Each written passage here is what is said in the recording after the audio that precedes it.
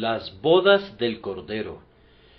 Gocémonos y alegrémonos y démosle gloria, porque han llegado las bodas del Cordero, y su esposa se ha preparado, y a ella se le ha concedido que se vista de lino fino, limpio y resplandeciente, porque el lino fino es las acciones de los santos. Apocalipsis 19, 7, 8. El domingo pasado vimos claramente en la palabra de Dios que nuestro Señor es adorado en el cielo bajo el símbolo de un cordero. Ahora bien, mediante un cordero se hace referencia a un sacrificio, al sacrificio requerido para quitar el pecado, según el texto: He aquí el Cordero de Dios que quita el pecado del mundo. Los ataques de la presente época incrédula van consistentemente dirigidos en contra de la gran doctrina de la expiación y de la muerte sustitutiva, y por eso yo pongo delante de ustedes la verdad que declara que la sustitución y el sacrificio no fueron un recurso temporal, sino que continúan vigentes a todo lo largo de la historia de la salvación, y aun en el propio cielo siguen ocupando el lugar más prominente y continuarán ocupándolo por siempre. No olviden que siempre que leemos acerca de Cristo como un Cordero, es para que nos acordemos de sus sufrimientos y de su muerte en el lugar y en la condición que nos correspondía y en sustitución nuestra, con el fin de quitar nuestro pecado.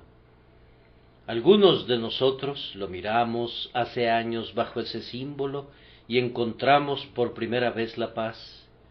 Todavía lo seguimos mirando bajo el mismo símbolo, y cuando lleguemos al cielo no tendremos que modificar nuestro pensamiento con respecto a él, pues todavía le veremos como a un cordero que fue inmolado. En nuestro lugar de mayor abatimiento, cuando salimos del Egipto de nuestra servidumbre, él fue el Cordero de la Pascua de Dios, y en nuestro lugar más exaltado, en el templo celestial, todavía lo veremos como el Cordero que fue inmolado desde el principio del mundo. Mi principal objetivo esta mañana será mostrarles que la gloriosa y bendita unión que habrá de celebrarse entre la Iglesia y su Señor serán las bodas del Cordero. La siempre bendita y eterna unión de los corazones con Cristo será especial y enfáticamente en referencia a su sacrificio.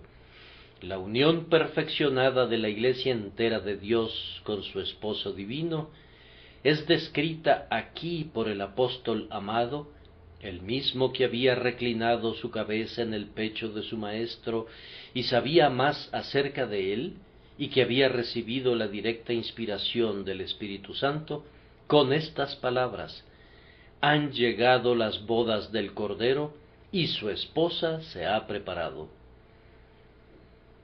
Sin importar en qué otra cosa pensemos en este momento, mi discurso se enfocará al blanco de nuestro objetivo, es decir, que Jesucristo como el Cordero, como el sacrificio, no sólo es el comienzo, sino el fin, no únicamente el cimiento, sino que es también la piedra de coronamiento de todo el sagrado edificio del templo de la gracia.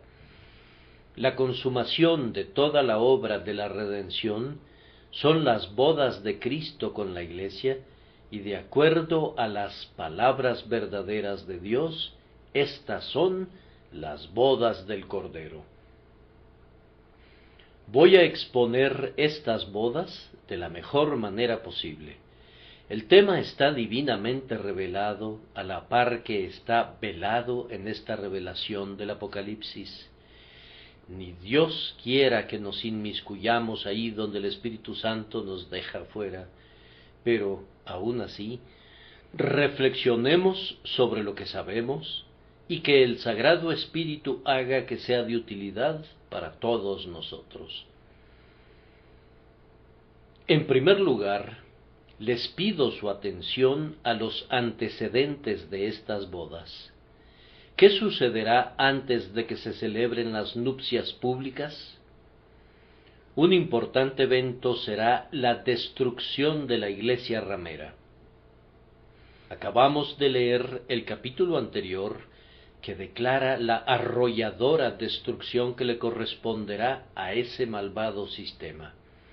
Cualquier iglesia que ponga en lugar de la justificación por la fe en Cristo a cualquier otro método de salvación es una iglesia ramera. La doctrina de la justificación por la fe en Cristo es la creencia básica que define si una iglesia permanece firme o cae. Allí donde la sangre es preciosa, hay vida. Allí donde se predica y se ama la expiación por medio del sacrificio, allí el Espíritu de Dios da un testimonio eficaz. Pero donde los sacerdotes humanos ocupan el lugar de Jesús, donde los perdones pueden ser comprados, donde hay un sacrificio incruento en lugar de la grandiosa propiciación, y donde los sacramentos son exaltados como los medios de la regeneración, allí la Iglesia ya no es más una casta virgen para Cristo, sino que se ha desviado de su pureza. El sistema anticristiano debe ser completamente extirpado y quemado con fuego, pues se puede percibir en el versículo 14 del capítulo 17 que quienes estaban asociados con esta falsa iglesia pelearán contra el Cordero y el Cordero los vencerá, porque Él es Señor de señores y Rey de reyes, y no ha habido una guerra más perversa ni más resuelta contra el Cordero que la que ha sido librada por la superstición respaldada por la incredulidad. La iglesia ramera y la bestia de la infidelidad están en una alianza real contra la simple fe de Cristo. Si ustedes guían a los hombres, sin importar a dónde, si los guían por un camino que los aleja de Cristo, los están guiando al anticristo.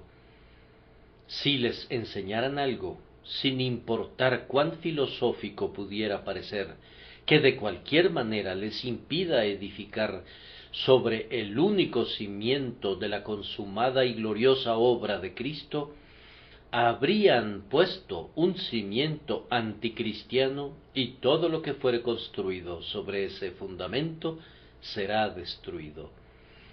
Todo lo que se erija en oposición al sacrificio de Cristo debe ser derribado y forzado a hundirse con una piedra de molino en la corriente. Pluguiera a Dios que llegara la hora. Oh, que la propia diestra del Señor fuese desnudada y que oyéramos el grito: ¡ha caído la gran Babilonia! A nosotros nos corresponde esperar la pronta venida de nuestro Señor. Con todo, si Él se demorara, pudieran pasar muchos días antes de que en un solo día vengan sus plagas. Pero por mucho que esperemos, así sucederá. El día vendrá cuando la verdadera iglesia sea honrada y la iglesia ramera sea aborrecida. La esposa de Cristo es ahora una especie de cenicienta sentada en medio de ceniza. Ella es, como su Señor, despreciada y desechada entre los hombres. Los guardas la golpean y la despojan del velo, pues no la conocen, así como tampoco conocieron a su Señor. Pero cuando Él venga, entonces ella vendrá también, y en su gloriosa manifestación también brillará como el sol en el reino del Padre. Además, en el contexto inmediato, notamos que antes de las bodas del Cordero, se oyó una voz peculiar. Lean el versículo 5. Y salió una voz. ¿De dónde? salió del trono una voz. ¿De quién era esa voz? No era la voz del Dios eterno, pues decía: alabad a nuestro Dios todos sus siervos. Entonces, ¿de quién podría ser esa voz? Nadie sino Dios pudiera estar en el trono, salvo el Cordero, quien es Dios. Ciertamente fue él quien dijo: alabad a nuestro Dios. El mediador, Dios y hombre en una persona, estaba en el trono como un cordero y anunciaba el día de sus propias bodas. ¿Quién debería hacerlo sino él? Salió del trono una voz que decía: alabad a nuestro Dios todos sus siervos, y los que le teméis, así pequeños como grandes. Él pronuncia la palabra que invita a todos los siervos de Dios a alabarle, porque su victoria completa ya había tenido lugar.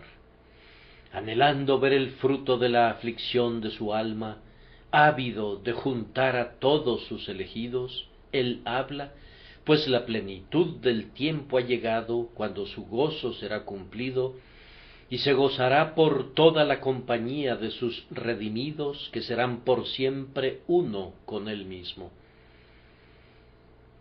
La voz proveniente del trono es muy notable, pues muestra cuán cercanamente el exaltado Cristo está emparentado con su pueblo.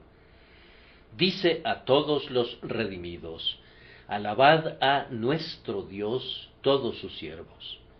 Eso me recuerda sus memorables palabras: subo a mi Padre y a vuestro Padre, a mi Dios y a vuestro Dios. No se avergonzaba entonces de asociarse con su pueblo en la excelsa posesión de su Padre y de su Dios, y allá arriba, sobre el trono, dice: alabad a nuestro Dios. No sé qué impacto tenga en ustedes este lenguaje, pero para mí expone con mucha fuerza su amor, su condescendencia, su fraternización y su unión con su pueblo. Puesto que no sé cómo explicárselos, debo dejar que reflexionen al respecto. Aquel que subió triunfante al trono, el Salvador cuyos conflictos pasaron y que se ha ganado la recompensa eterna de sentarse con el Padre en su trono, se une aún a nosotros en alabanza y dice: alabad a nuestro Dios todos sus siervos. No se avergüenza de tener comunión ni siquiera con el más insignificante de los miembros de su pueblo, pues agrega: y los que le teméis, así pequeños como grandes. Verdaderamente, nuestro pariente es aquel varón y uno de los que pueden redimirnos. En lazos de sangre, siendo uno con los pecadores, nuestro Jesús ha ido a la gloria. En esa gloria reconoce todavía la amada relación suya y canta alabanzas a Dios en medio de la iglesia. Hebreos 2, 11, 12. Noten enseguida la respuesta a esta voz, ya que precede también a las nupcias. Tan pronto como esa augusta voz convocó a la alabanza, inmediatamente oí como la voz de una gran multitud. Él oyó el sonido entremezclado como de un innumerable ejército cuyos elementos se unían en el cántico, pues los redimidos del Señor no son unos cuantos. Nadie puede contarlos. De todo linaje y lengua y pueblo y nación, responden en aquel día a la voz del Cordero, diciendo: Aleluya, porque el Señor nuestro Dios Todopoderoso reina. Era tan estrepitoso el sonido de todas esas voces entremezcladas, que sonaban como el estruendo de muchas aguas, como rugientes cataratas o como océanos en plenitud. Era como si todas las olas del Atlántico y del Pacífico y del Mar del Norte y del Sur alzaran sus voces y como si un abismo respondiera a otro abismo. Y no es que la figura fuera demasiado exagerada, pues Juan le añade otra comparación diciendo, como la voz de grandes truenos. Hemos oído en los últimos días los truenos por encima del ruido ensordecedor de nuestras calles, y nos hemos estremecido por la terrible artillería del cielo. Tal era el sonido de las entremezcladas voces de los redimidos, cuando todos se unieron para rendir honor a Dios, porque las nupcias del Cordero habían llegado. ¿Quién podría imaginar las aclamaciones en aquel glorioso día? Nosotros predicamos ahora el Evangelio en una esquina, por decirlo así, y pocos hay que aplaudan al Rey de Reyes. El Cristo prosigue todavía su camino a lo largo del mundo como un ser desconocido y olvidado, y su iglesia, yendo en pos de él, parece una mujer acongojada y desamparada.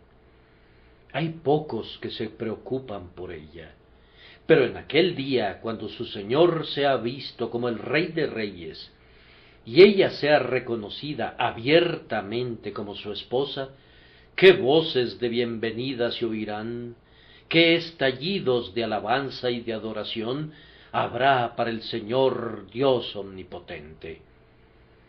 Observen que este tremendo volumen de sonido estará henchido de un homenaje devoto y jubiloso. Gocémonos y alegrémonos y démosle gloria. Habrá doble gozo, y su expresión será un homenaje para el Señor Dios.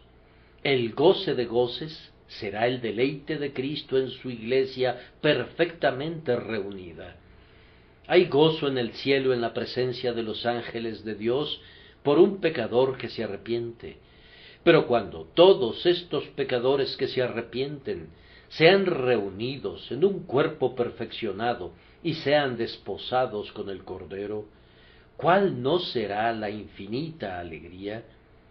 El cielo es siempre el cielo y está indeciblemente henchido de bienaventuranza, pero aún el cielo tiene sus días de fiesta, aún la bienaventuranza tiene sus desbordes. Y en aquel día, cuando la marea viva del infinito océano de dicha hubiere venido, qué inundación de deleite sin medida anegará las almas de todos los espíritus glorificados, cuando perciban que llegó la consumación del gran designio del amor. Han llegado las bodas del Cordero y su esposa se ha preparado. Amados, nosotros no sabemos todavía de cuánta felicidad somos capaces. Algunas veces hemos deseado sentarnos y seguir cantando hasta llegar a la bienaventuranza eterna. Pero por otra parte, sólo estábamos sintiendo el rocío de las olas del océano de la bienaventuranza. ¿En qué consistirá bañarse en él? Aquí bebemos de las copas de consolación, pero ¿qué tragos daremos cuando nos sentemos junto al surtidor y bebamos en nuestro gozo directamente de Dios? Si ustedes y yo entramos en breve en la gloria sin nuestros cuerpos, ni siquiera entonces conoceremos al grado máximo cuál será la bienaventuranza de nuestra condición humana perfeccionada cuando el cuerpo resucite incorruptible de entre los muertos y se una al alma inmaculada. Y esto no nos dará más que una simple idea de la infinita bienaventuranza de las miríadas de tales humanidades perfeccionadas unidas en una iglesia perfeccionada, de la que no faltará ni un solo miembro individual y ni uno solo de sus miembros estará mutilado o enfermo o manchado. Alaben al Señor al cantar: tú presentarás al cuerpo entero delante del rostro de tu Padre, y ni una sola arruga ni una mancha la bella forma afearán. Oh, qué gozo, siento como si no pudiera predicarles. Quisiera alejarme para reflexionar al respecto y rumiar en privado la meditación. Tienes que sentarte simplemente donde estás y reflexionar. Aquí tenemos la esencia de la música celestial en unas cuantas palabras sencillas. Han llegado las bodas del Cordero. Oh, que yo pueda estar allí, que pueda ser una parte del cuerpo perfeccionado de la Iglesia de Dios. Oh, que pudiera ser sólo una parte de las plantas de sus pies, o el más insignificante cabello de su cabeza, con sólo que pueda ver al Rey en su hermosura, en la plenitud de su gozo, cuando tome con su diestra a aquella por quien derramó su preciosa sangre, y conozca el gozo puesto delante de él, por el cual sufrió la cruz, menospreciando el oprobio y despreciando la vergüenza, yo seré en verdad bendecido. Les he dado así un indicio de lo que precederá a las bodas del Cordero, en todo lo cual pueden observar que Jesús exhibe su carácter del Cordero. La Iglesia ramera ha luchado contra el Cordero y el Cordero ha vencido a sus fuerzas. Es Él quien, en el trono, habla a su pueblo como a sus hermanos. Es Él quien recibe la respuesta, pues todo el gozo y el deleite brotan del hecho de que las bodas son las nupcias del Cordero que glorifica al Padre y al que el Padre glorifica. La voz dijo: gocémonos y alegrémonos y démosle gloria. ¿No fue esa su oración de antaño: glorifica a tu Hijo, para que también tu Hijo te glorifique a ti? Para glorificar al Padre, Jesús murió como un sacrificio, y para glorificar a Jesús, el Padre le entrega a su Iglesia redimida por la sangre del Cordero. Que el Espíritu de Dios me ayude ahora mientras los conduzco a las propias nupcias. Han llegado las bodas del Cordero. Con frecuencia, al oír acerca de estas bodas del Cordero, yo me pregunto seriamente si alguien aquí tiene alguna idea precisa de su significado. El deán Alford dice: esta figura de unas nupcias entre el Señor y su pueblo es demasiado frecuente y familiar para que necesite una explicación. Con toda deferencia para con el excelente teólogo, esa era una razón más que suficiente por la que debió explicarla cuidadosamente, puesto que lo que es notado a menudo en la Santa Escritura debe ser de suprema importancia y debe entenderse muy bien. No me sorprende que muchas personas evadan un tema así, pues es difícil. Ay, cuán poco sé yo, personalmente, de un asunto así. Las bodas del Cordero son el resultado del don eterno del Padre. Nuestro Señor dice: tuyos eran y me los diste. Su oración fue: Padre, aquellos que me has dado, quiero que donde yo estoy, también ellos estén conmigo, para que vean mi gloria que me has dado, porque me has amado desde antes de la fundación del mundo. El Padre hizo una elección y entregó a su Hijo a los elegidos para que fueran su porción. Por ellos hizo un pacto de redención mediante el cual se comprometió a asumir su naturaleza a su debido tiempo, a pagar el castigo de sus ofensas y a liberarlos para que fuesen suyos.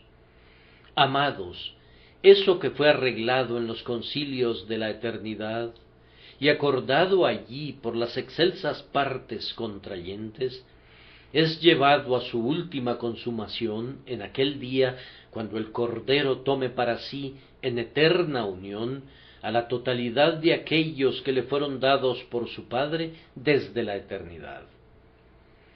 Enseguida, este es el cumplimiento del compromiso nupcial que se llevó a cabo con cada uno de ellos en el tiempo.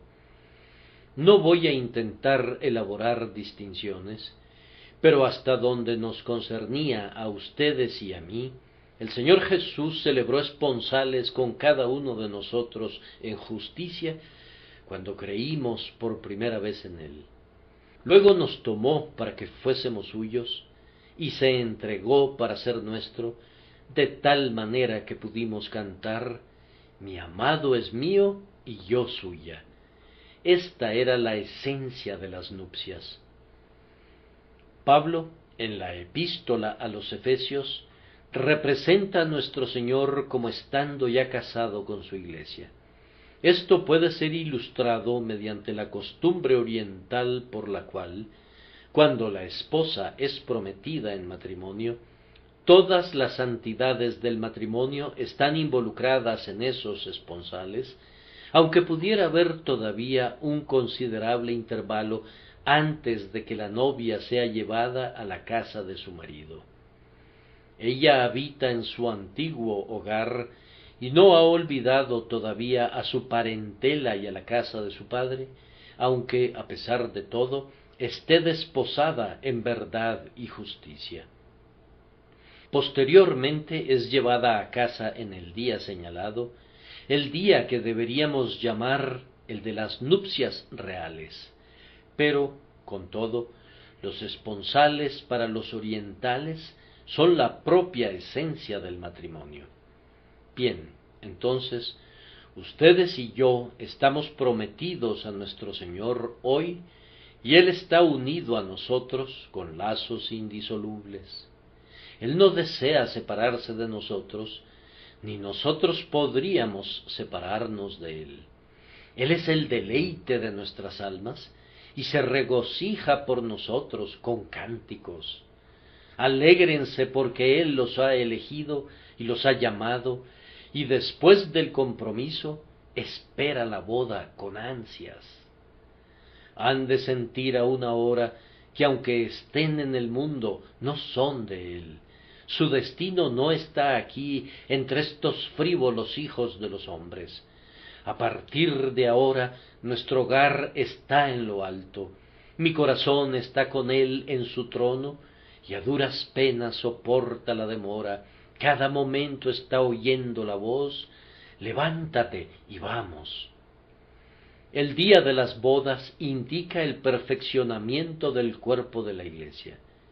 Ya les he dicho que entonces la iglesia estará completa, pero que todavía no lo está. Adán se quedó dormido, y el Señor extrajo de su costado una costilla, y formó de ella una ayuda idónea para él. Adán no la vio mientras estaba siendo formada, pero abrió sus ojos, y ante él estaba la forma perfecta de su ayuda idónea. Amados, la verdadera iglesia está siendo formada ahora, y por tanto no es visible.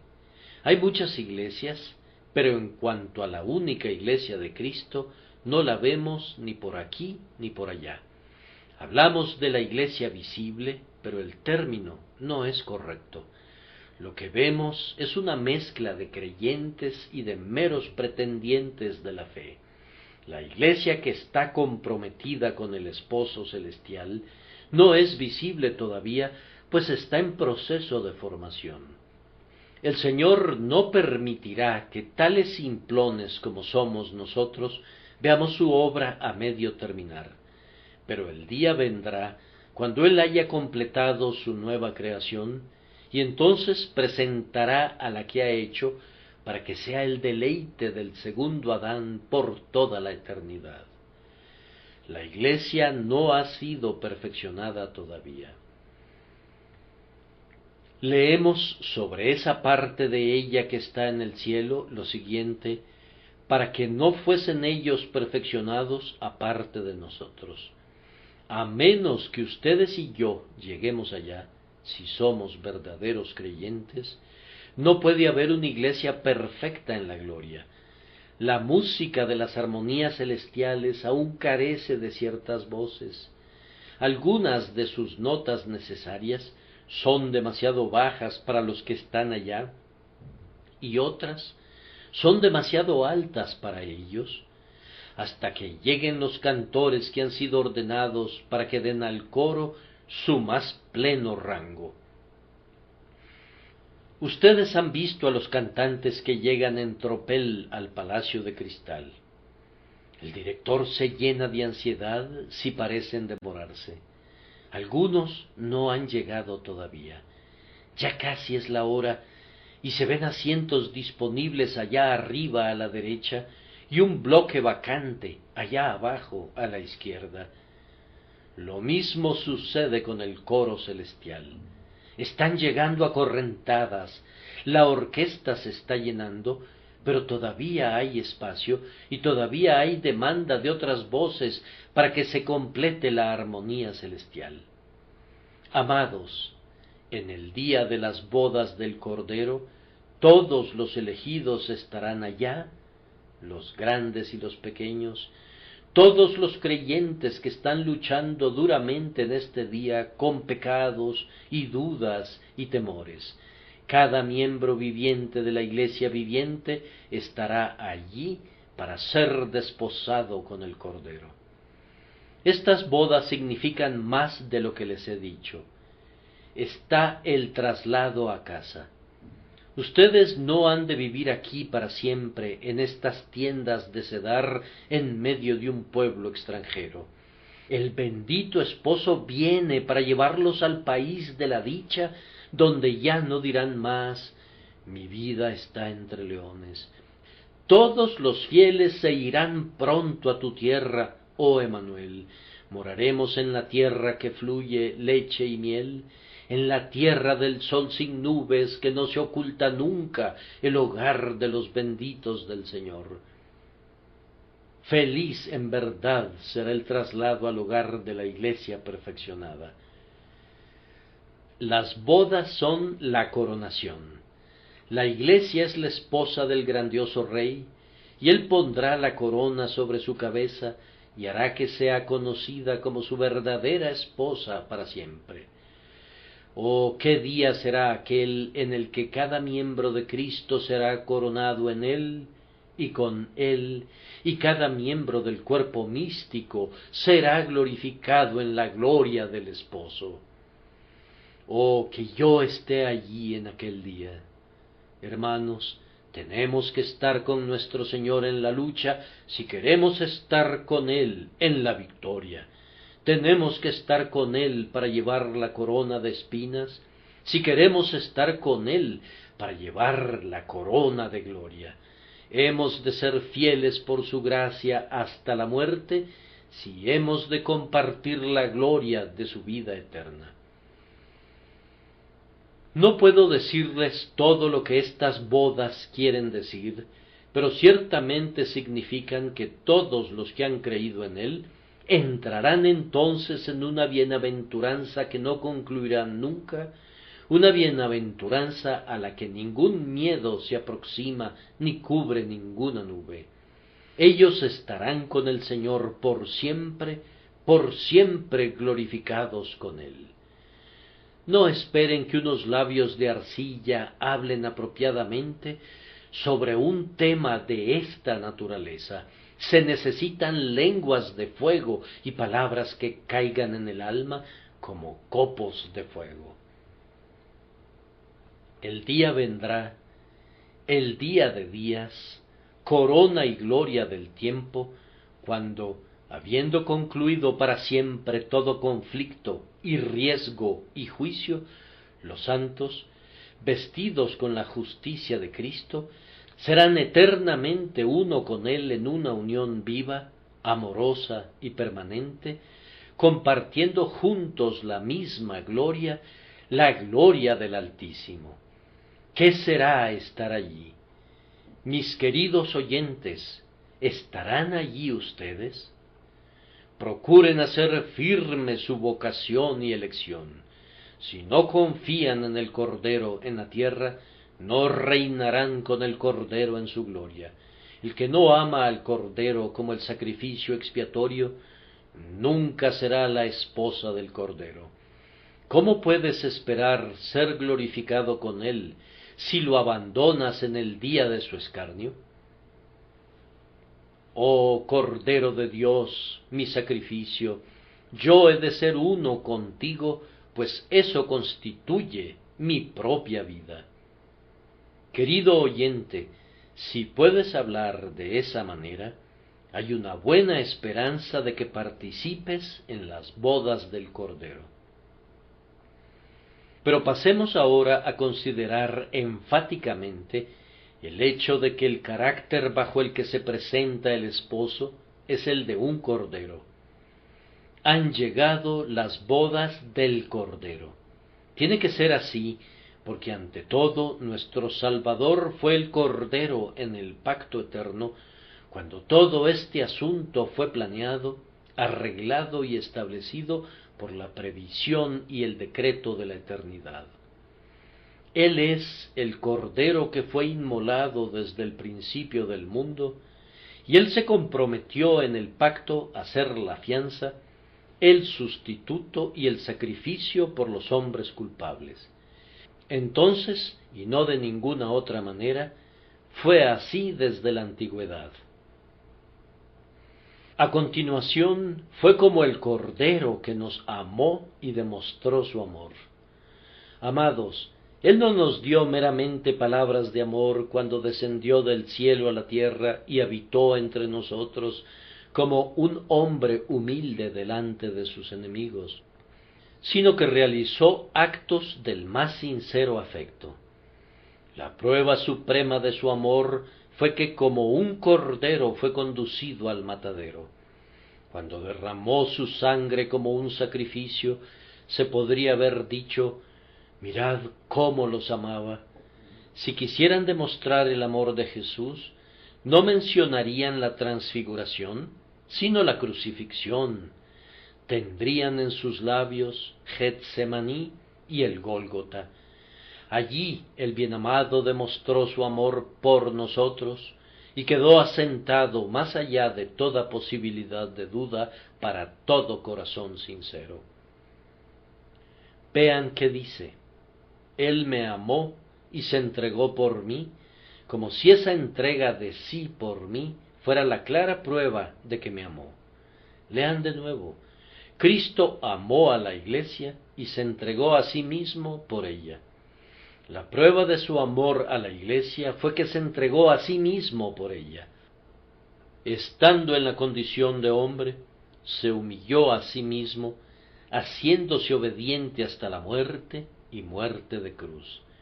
En esto consiste el amor, no en que nosotros hayamos amado a Dios, sino en que Él nos amó a nosotros.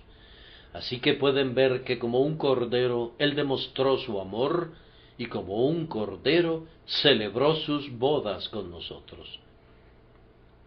Demos un paso más hacia adelante. En el matrimonio, el amor ha de ser de ambas partes, y es como el cordero que llegamos a amarlo al principio. Yo no sentía amor por Cristo. ¿Cómo podía sentirlo sin ver sus heridas y su sangre? Nosotros le amamos a Él porque Él nos amó primero.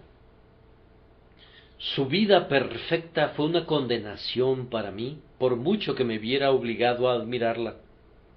Pero el amor que me atrajo a Él me fue mostrado en su carácter de sustituto, cuando cargó con mis pecados en su propio cuerpo en el madero.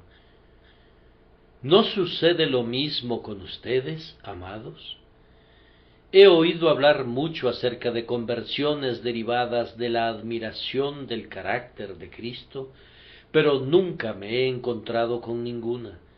Pero siempre me he encontrado con conversiones provenientes de un sentido, de una necesidad de salvación y de una conciencia de culpabilidad que no podrían ser satisfechas nunca, salvo por su agonía y por su muerte, gracias a las cuales el pecado es perdonado justamente y el mal es subyugado.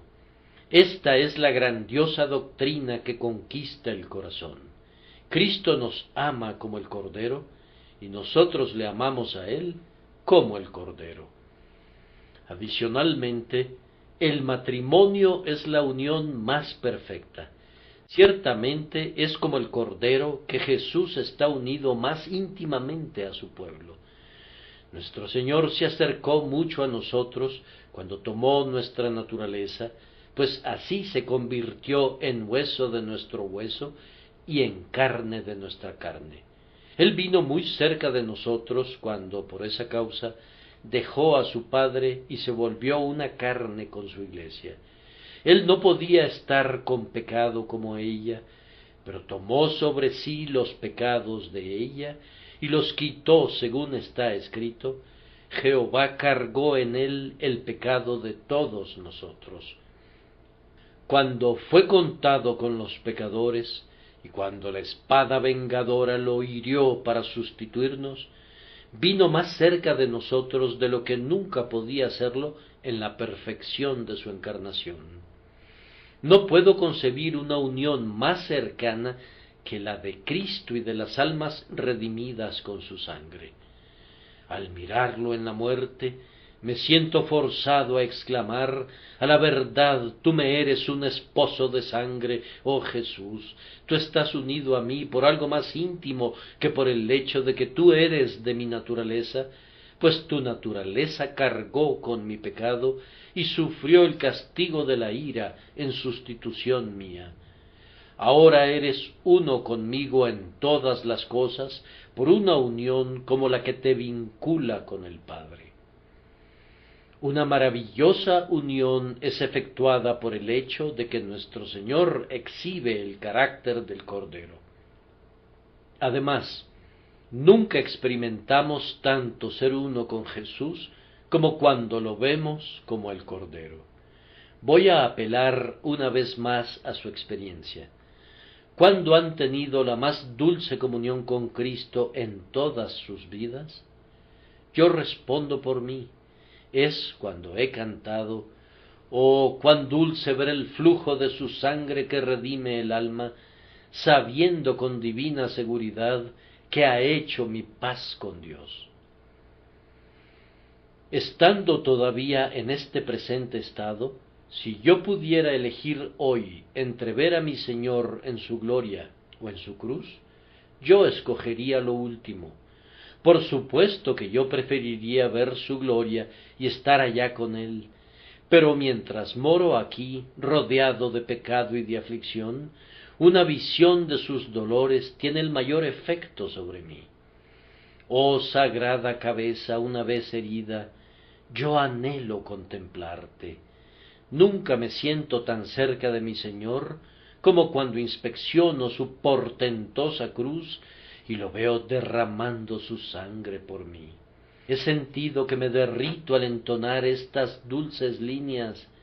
Vean que de su cabeza, de sus manos, de sus pies, la aflicción y el amor fluyen entremezclados. ¿Se encontraron tal amor y aflicción alguna vez?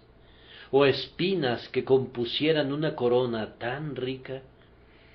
Yo casi me he sentido en sus brazos, y como Juan, me he reclinado en su pecho al contemplar su pasión.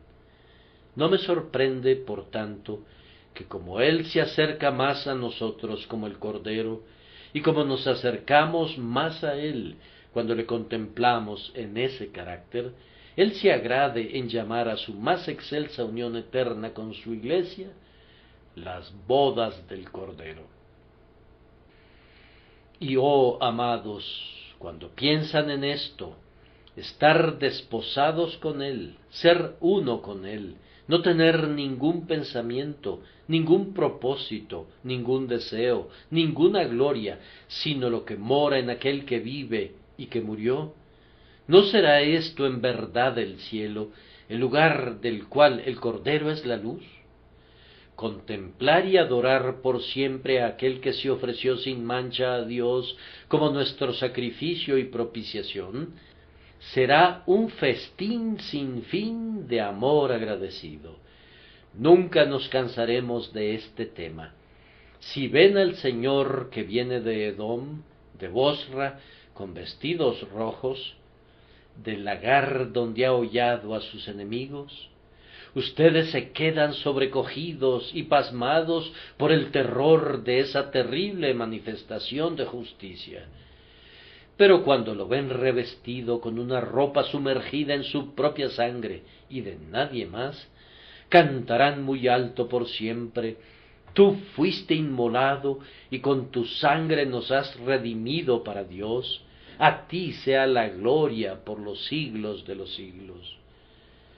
Podría seguir cantando el Cordero que fue inmolado a través de toda la eternidad. El tema está rodeado de un interés inextinguible y contiene todo: justicia, misericordia, poder, paciencia, amor, condescendencia, gracia y gloria. Enteramente glorioso es mi Señor cuando lo contemplo como un cordero, y esto hará que el cielo sea 7 veces un cielo para mí, al pensar que incluso entonces estaré unido a Él con lazos eternos como el cordero. Aquí una voz procedente de uno de los balcones gritó: «¡Alabado sea el Señor!». Sí, amigo mío, alabaremos al Señor. Alabad a nuestro Dios es el mandamiento que se oyó al salir del trono. Alabad a nuestro Dios todos sus siervos y los que le teméis, así pequeños como grandes, porque han llegado las bodas del Cordero y su esposa se ha preparado. Ahora llegamos al último punto, que es la preparación de la novia. Su esposa se ha preparado. Hasta este punto se ha hablado de la iglesia como de su novia, pero ahora ella es su esposa. Esa es una palabra más profunda, más amada, más madura que novia. Su esposa se ha preparado. La iglesia ha llegado ahora a la plenitud de su gozo y ha tomado posesión de su estatus y de su dote como su esposa. ¿Qué significa que se ha preparado? Significa primero que ella viene a su Señor voluntaria y espontáneamente para ser suya y para estar con Él para siempre. Lo hace de todo corazón, se ha preparado. No asume este compromiso de mala gana. Algunos hablan neciamente de la gracia de Dios como si fuera una fuerza física que pone una restricción sobre la voluntad del hombre vivificado. Amados, yo no les predico nunca de esa manera. El libre albedrío es algo desconocido, excepto si es obrado en nosotros por la gracia. La gracia es la gran fuerza liberadora. La voluntad es esclava del mal hasta que la gracia llega y la libera para elegir lo bueno. Ninguna acción del alma es más libre que la acción por la que abandona el pecado y se une a Cristo. Entonces el hombre vuelve en sí.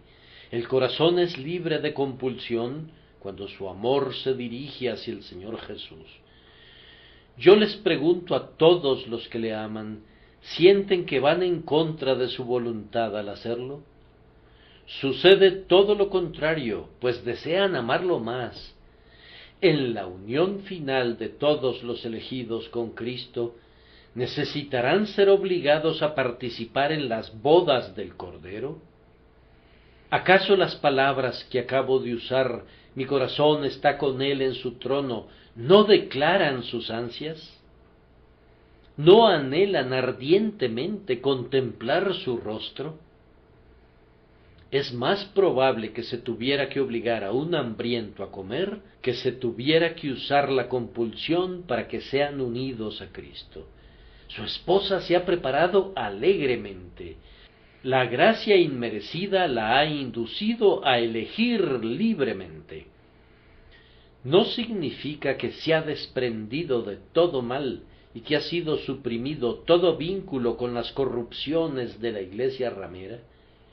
Ella ha luchado contra el error, ha combatido la infidelidad, y ambas han sido derribadas por su santa vigilancia y su denodado testimonio, y así ella está preparada para su Señor. ¿No significa esto también que en el gran día de la consumación la Iglesia será una? ¡Ay! Lamentamos las divisiones entre nosotros. Ustedes desconocen a qué denominación pertenecía mi amigo que acaba de orar. Bien, yo no se los diré. No podrían juzgarlo por su oración. Los santos en oración parecieran ser uno. Denominación. Que caiga una plaga sobre las divisiones denominacionales. Debería haber sólo una denominación. Deberíamos denominarnos por el nombre de Cristo, así como la esposa es llamada por el nombre de su marido. En tanto que la Iglesia de Cristo tenga que decir, mi brazo derecho es episcopaliano, y mi brazo izquierdo es wesleyano, y mi pie derecho es bautista, y mi pie izquierdo es presbiteriano o congregacionalista, no está preparada para las bodas. Estará preparada cuando haya lavado estas manchas, cuando todos sus miembros tengan un Señor, una fe, un bautismo. La unidad es una parte importante de la preparación de la que se habla aquí. Yo les ruego que noten cuál fue la preparación. Está descrita en el versículo 8. A ella se le ha concedido. No voy a abundar más al respecto de eso, pues de cualquier manera que se hubiere preparado, de cualquier manera que se hubiere vestido, le fue concedido. Observen que la iglesia ramera vestía también lino fino, pero por otra parte lo combinaba con púrpura y seda y carmesí y piedras preciosas y perlas. Yo no sé de dónde sacó la ramera su guardarropa, pero sí sé dónde encontró su vestido de boda a la verdadera iglesia, pues escrito está, a ella se le ha concedido. Fue un don de la gracia soberana, el don gratuito de su propio amado, a ella se le ha concedido. Recibió una concesión proveniente del trono, una concesión real, un derecho indisputable. Nosotros vamos también al cielo gracias a una concesión real. No tenemos nada propio que nos pudiera llevar allá por derecho, ningún mérito del que se pudiera alardear, pero a nosotros se nos concede también la aceptación en el amado. Oh, es algo glorioso mantenerse firme gracias a la ejecutoria de nobleza respaldada con el gran sello del cielo.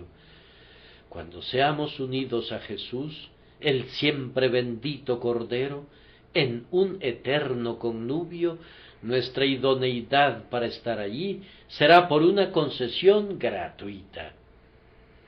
Vean el vestido de la esposa. A ella se le ha concedido que se vista del lino fino, limpio y resplandeciente.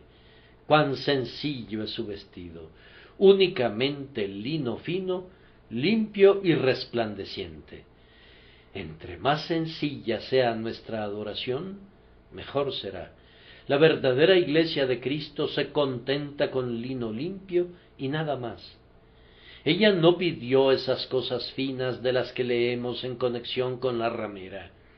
Ella no le envidiaba a la impúdica sus arpistas, ni sus músicos, ni sus flautistas, ni sus trompetistas. Ella estaba contenta con su arpa sencilla y con su cántico jubiloso. Ella no necesitaba ningún tipo de vasos de marfil, ni de madera preciosa, ni de bronce, ni de hierro, ni de mármol. No buscaba canela, ni olores, ni ungüentos, ni ninguna de esas galas con las que la gente adorna su adoración hoy en día. Entre más sencillo, mejor. Pienso que habríamos perdido nuestro camino Si al celebrar nuestro culto las voces de la gente se oyeran tan solo como el sonido que pudiera formarse por el gorjeo de media docena de gorriones, debido a que una inundación de ruido procedente de un órgano gigantesco ahoga toda la alabanza. Entre más sencilla sea la adoración, será mejor, ya sea en la oración, o en la alabanza, o en cualquier otra cosa. La iglesia ramera se engalana con su arquitectura, con sus tiaras, con su perfumería, con su oratoria y con su música. Pero quienes quieren seguir al Cordero por donde quiera que va, mantendrán pura y simple su adoración, su práctica y su doctrina, evitando todas las lisonjas de la política carnal y de la sabiduría humana, contentos con la verdad que está en Jesús. ¿Qué es más hermoso que el lino limpio y resplandeciente? En el griego nuestro texto dice así: lino fino, limpio y resplandeciente, porque lino fino es la justicia de los santos. Nuestra versión revisada no nos ha dado en este caso una traducción, sino una explicación, y esa explicación es una reducción del sentido. La palabra de los revisores es: el lino fino es las acciones justas de los santos. Esa palabra, acciones, es una inserción hecha por ellos. La palabra justicia tiene un significado más pleno, es sumamente amplia, y ellos la han estrechado y la han aplicado indebidamente. Tendremos un conjunto completo de justicias en la justicia de Cristo, activa y pasiva, una prenda para la cabeza, una prenda para los pies y una para los lomos. ¡Qué justicia tenemos! Justicia impartida por el poder del Espíritu, justicia imputada por el decreto de Dios. Toda forma de justicia formará parte del atuendo del creyente, sólo que todo ello es concedido y nada de ello es producto de nuestra compra. No tendremos la justicia de Cristo para cubrir nuestro pecado, como blasfemamente afirman algunos, pues no tendremos ningún pecado que deba ser cubierto. No necesitaremos la justicia de Cristo para hacer que un corazón maligno parezca puro. Seremos tan perfectos como nuestro Padre en el cielo es perfecto.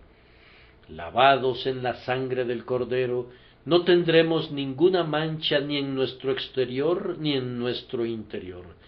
Tendremos una justicia completa y vestidos con ella, seremos cubiertos con la hermosura de la santidad.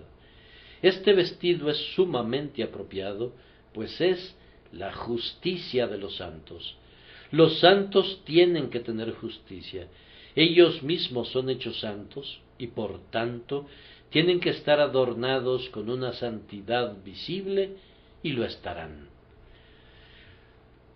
Lo mejor de todo es que estaremos vestidos en aquel día con lo que agrada al esposo.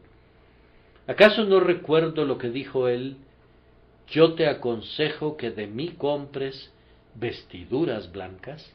Sí, ella se ha acordado de su petición. Ella no tiene otra cosa que ese lino resplandeciente que es la justicia de los santos, y en esto él se deleita. Ella viene al Cordero mostrando el resultado de su propia pasión y de su propio espíritu, y por eso ella es muy agradable a sus ojos. El Señor verá en ella el fruto de la aflicción de su alma y quedará satisfecho. Habré concluido una vez que haga esta pregunta de nuevo: ¿confías en el Cordero? Te advierto que si tú tienes una religión que no contiene nada de la sangre de Cristo, no vale la pena en absoluto. Es mejor que te deshagas de ella, pues no te servirá de nada. Te advierto también que a menos que ames al Cordero, no podrás desposarte con el Cordero, pues él nunca se desposará, con quienes no sienten ningún amor por Él. Tienes que recibir a Jesús como un sacrificio o no lo recibirás del todo. Es inútil decir, voy a seguir el ejemplo de Cristo. No harás nada que se parezca a eso. Es en vano decir, Él será mi maestro. Él no te reconocerá como un discípulo a menos que tú lo reconozcas como un sacrificio. Tienes que recibirlo como el Cordero o habrás terminado con Él. Si tú desprecias la sangre de Cristo, desprecias toda la persona de Cristo. Cristo no es nada para ti si no fuera tu expiación. Todos aquellos que esperan ser salvados por las obras de la ley, o por cualquier otra cosa que no sea su sangre y su justicia, se han descristianizado, no tienen parte en Jesús aquí, ni tendrán parte con Él en el más allá, cuando tome para sí a su propia iglesia redimida, para que sea su esposa por los siglos de los siglos. Que Dios los bendiga por Cristo nuestro Señor. Amén.